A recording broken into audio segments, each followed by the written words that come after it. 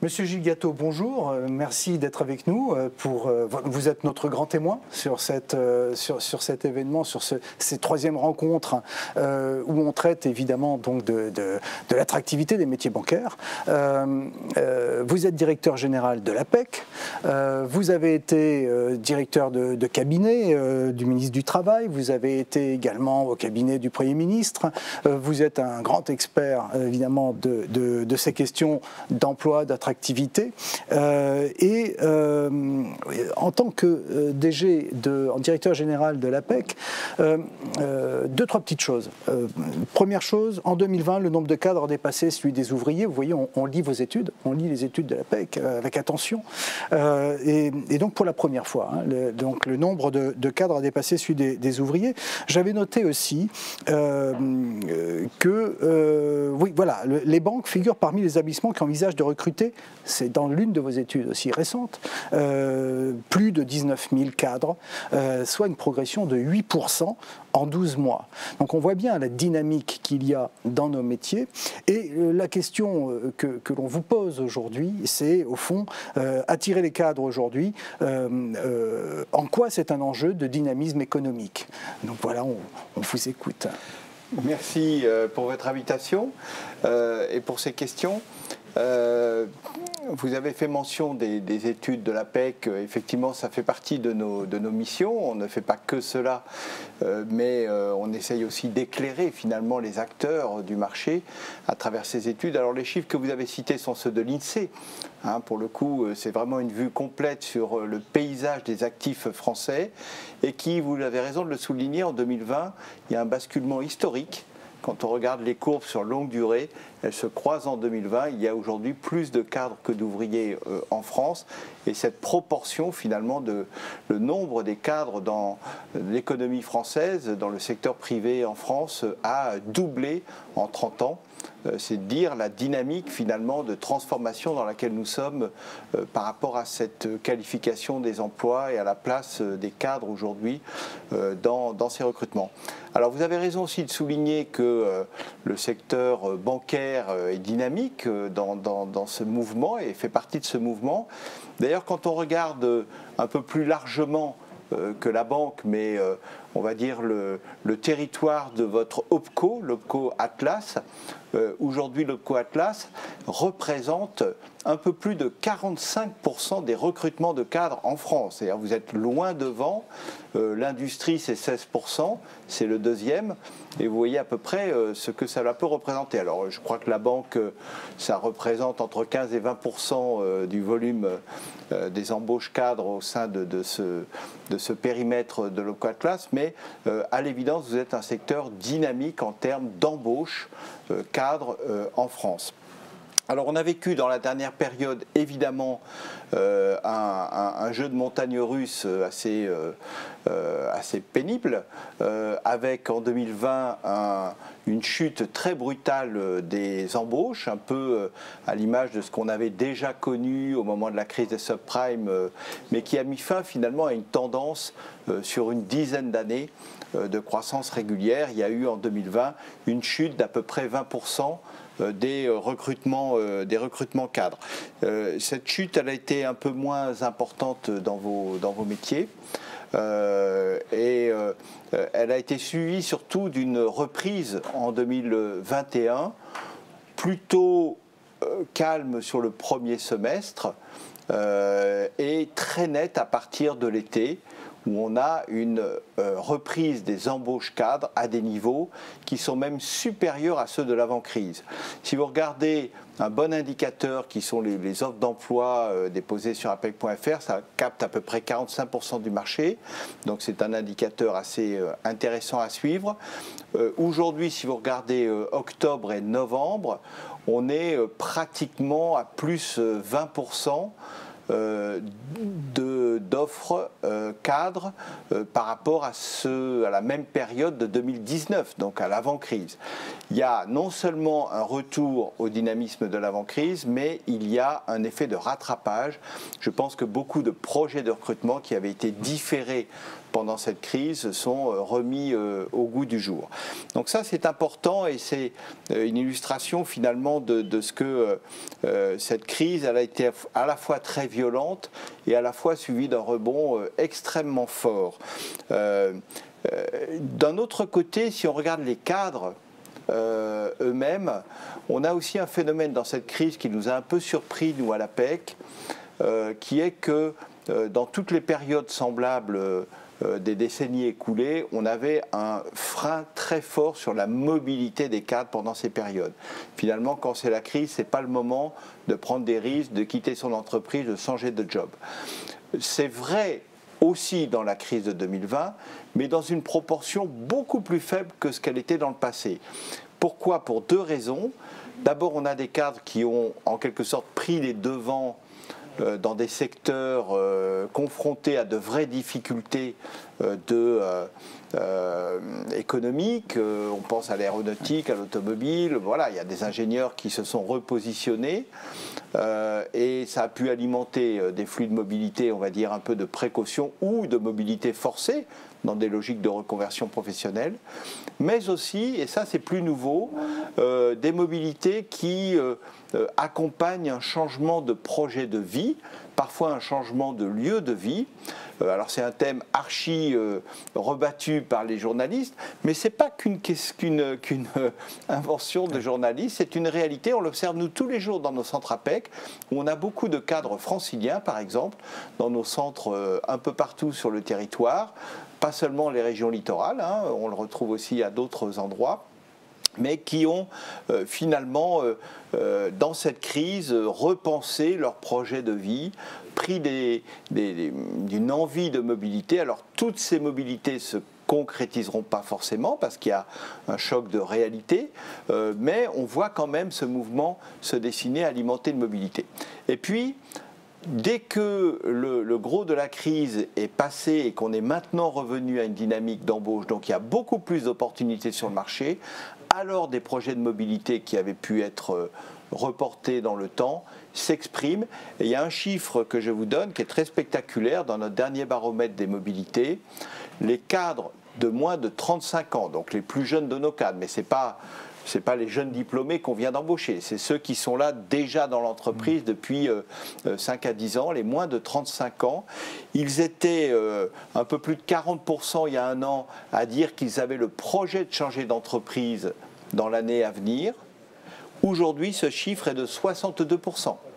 Je l'entendais tout à l'heure dans la table ronde, oui, c'est une réalité, certainement dans la banque, mais pas seulement.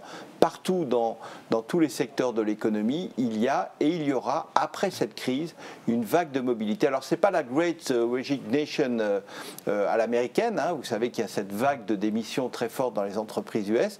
Ce n'est pas tout à fait à ce niveau que l'on est, mais on sent quand même un niveau un peu inattendu d'envie de changer finalement pour beaucoup de cadres et notamment des plus jeunes. Le mouvement est vrai aussi pour les plus âgés, mais dans une proportion beaucoup moins forte. Et ça, le premier motif qui est derrière cette envie de mobilité, quand on questionne les cadres et les jeunes cadres en question sur pourquoi finalement ils envisagent de changer d'entreprise et parfois de changer de région, le premier motif, avant celui des opportunités professionnelles, c'est celui de la qualité de vie. C'est celui des conditions de vie. Donc, on voit bien que dans la hiérarchie des motivations, et ça c'est un sujet fondamental en termes d'attractivité pour les entreprises, c'est pas tant les opportunités de carrière, c'est pas tant le salaire, même si ça reste des éléments de motivation, mais c'est avant tout la qualité de vie, globalement, à la fois dans l'entreprise où je vais aller, mais aussi là où je vis, là où vit ma famille et là où je m'installe finalement. Donc ça, c'est une première composante finalement très forte qui résulte de cette crise. Et puis, si on parle d'attractivité, évidemment, la conséquence de ce que je viens de décrire, c'est des tensions de recrutement qui sont Alors elles n'ont jamais disparu pendant la crise. Il y a toujours eu des métiers sur lesquels il a été difficile de recruter, même au lendemain du confinement de 2020. Hein. Mais là, on est monté à des niveaux historiques. Dans notre dernier baromètre, quand on interroge les entreprises qui ont l'intention de recruter des cadres au dernier trimestre de cette année, là, au 4e trimestre, 78%, pratiquement 8 sur 10, anticipent qu'elles vont rencontrer des difficultés à trouver les candidats qui leur conviennent. On est typiquement dans du multifactoriel, hein, on est d'accord, il y a beaucoup d'explications ou de raisons qui peuvent expliquer ces difficultés, et donc beaucoup de leviers sur lesquels on peut agir pour essayer de réduire ces tensions. J'entendais avec beaucoup d'intérêt la table ronde qui se terminait à l'instant évoquer pour finir cette question, voilà, est-ce qu'on n'est pas trop exigeant en termes d'expérience, est-ce qu'on met bien en avant les bons critères dans nos recrutements? Ben oui, c'est des questions qu'il faut se poser. Le premier ajustement qui est fait par des entreprises qui ne parviennent pas à trouver et attirer des candidats, il est effectivement sur les exigences en termes d'expérience. Parce qu'aujourd'hui, tout le monde veut entre 5 et 10 ans d'expérience, tout en étant jeune, tout en étant mobile, tout en étant, etc. etc. Bon, bah, typiquement, dans la plupart des cas, le choc de la réalité du marché et des aspirations de ceux qu'on veut attirer oblige finalement à recomposer avec certains de ces critères. Et plus vite on le fait, plus vite on trouve.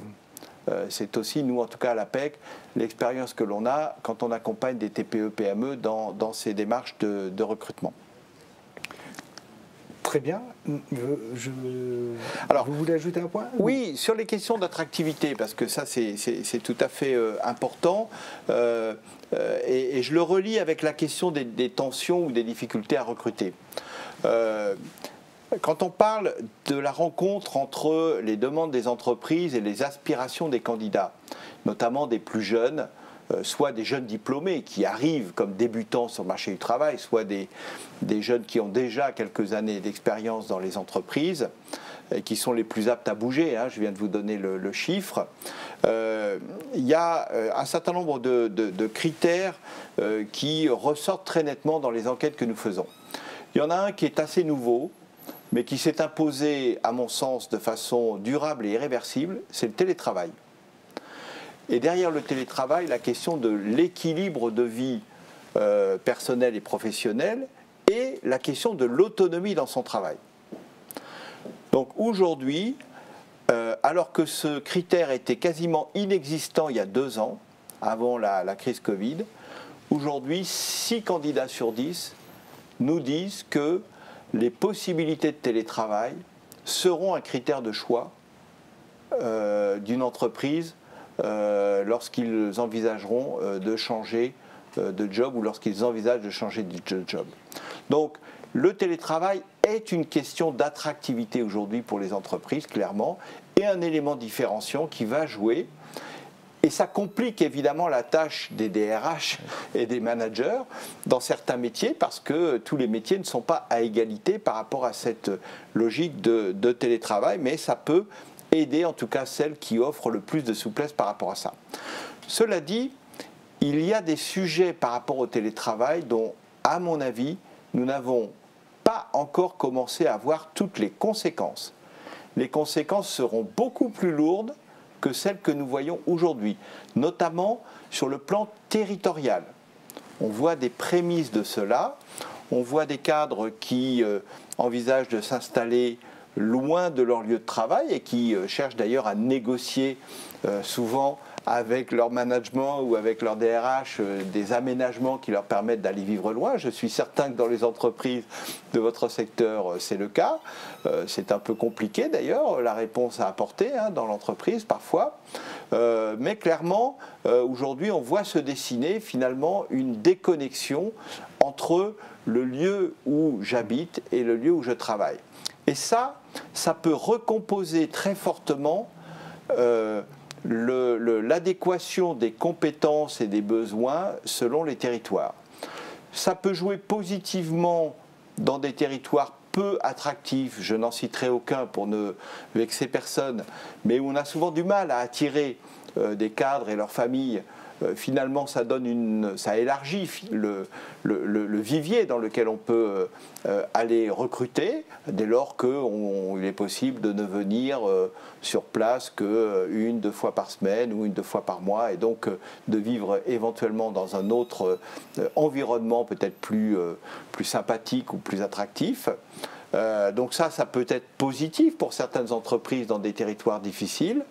À l'inverse, ça peut créer une attractivité, notamment des entreprises installées en Île-de-France, par rapport à des cadres qui vivent loin de l'Île-de-France et qui aujourd'hui travaillent sur place, alimentent finalement les compétences dont ont besoin les territoires en question et qui d'un coup pourraient être aspirés par la capitale sans avoir besoin de faire de la transhumance journalière à coup de TGV.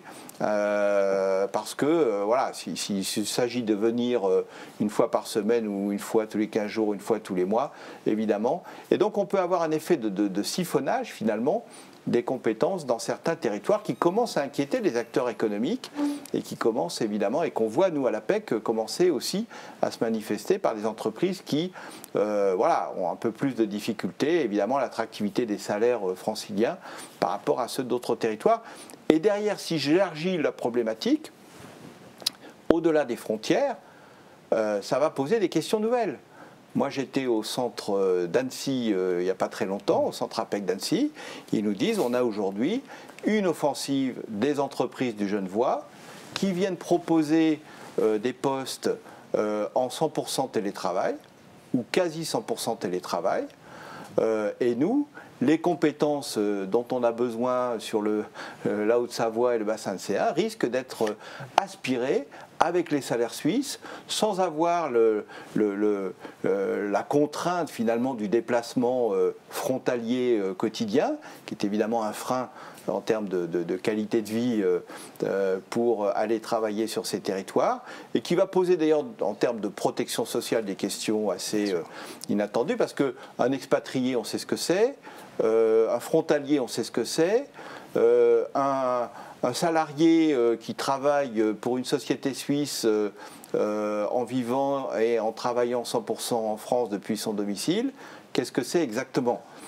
Donc on a des sujets qui vont potentiellement monter. C'est pour ça que je dis qu'on n'est qu'au début des conséquences de cette dissociation dont je parlais entre le lieu du travail et le lieu de là où je vis, qui peut demain, à travers le télétravail, poser des questions nouvelles. On a aussi la question du sens du travail. Je suis certain que vous l'avez bien sûr en tête et vous l'avez évoqué dans la table ronde. Ça, c'est majeur. C'est majeur. On va approfondir d'ailleurs ce sujet dans nos enquêtes. Mais on voit aujourd'hui dans le critère de choix, et y compris sur le statut du travail, évidemment le CDI reste un Graal pour beaucoup, mais j'allais dire de moins en moins. Aujourd'hui, on a beaucoup de 47% des moins de 35 ans dont je parlais tout à l'heure, 47%, pratiquement la moitié, qui répondent dans les enquêtes qu'ils seraient tout à fait prêts à envisager un autre statut que celui du salariat, dès lors que le projet professionnel qui va avec leur paraîtrait avoir du sens et les attirerait. Et une petite anecdote à ce sujet, nous avons lancé, nous, à l'attention des seniors au départ, des 55 ans et plus, une nouvelle prestation au mois de juillet dernier qui s'appelle Oser les nouvelles formes d'emploi, qui est une prestation collective pour découvrir finalement ce que sont les autres formes d'emploi que le CDI, l'auto-entrepreneuriat,